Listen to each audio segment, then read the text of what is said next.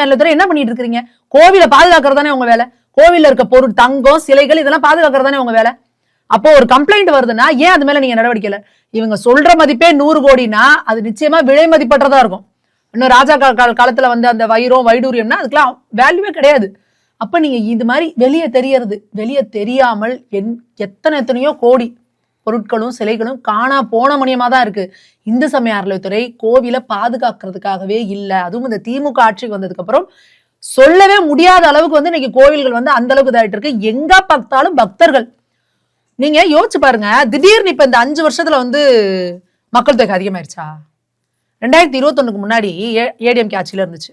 அப்பையும் திருவண்ணாமலை கோயில், பழனி கோயில், திருச்செந்தூர் கோயில் எல்லாரும் போய் சாமி கும்பிட்டோம்ல. ஏன் திடீர்னு இந்த மாதிரி 6 மணி நேரம் 8 மணி நேரம்லாம் யாராவது நின்னமா? இல்ல. மக்களை பட்டி போட்டு அடைச்சு வச்சாங்களா? திடீர்னு எப்படிங்க இந்த 4 வருஷத்துல இப்படி ஆகுது? ஒருவேளை திமுக ஆட்சியில எல்லாருக்கும் பக்தி ரொம்ப அதிகமாயிருச்சா? இவங்களோட பக்தி இயக்கங்கள்லாம் நிறைய நடத்தி திமுக காரங்க மக்கள்கிட்ட பக்தி அதிகம் பண்ணிட்டாங்களா? இல்ல ஒருவேளை இவங்க பண்ற டார்ச்சர் தாங்க முடியாம மக்கள்லாம் ஐயோ என்னடா இப்படி ஒரு கொடுமையான ஆட்சியா இருக்கேன்னு பக்தியில திரும்பிட்டாங்களா? கம்ப்ளீட் வந்து மேனேஜ்மெண்ட் ஃபெயிலியர். கோவில்கள்ல ப்ராப்பரா அவங்கள உள்ள விடாம பொது தரிசனத்துல வரவன் 100 பேர் வரானா நேரா உள்ள போறான், சாமி கும்பிட்டு வெளியே போறான்னா 100 பேர் வெளியே வந்துட்டு இருப்பான்.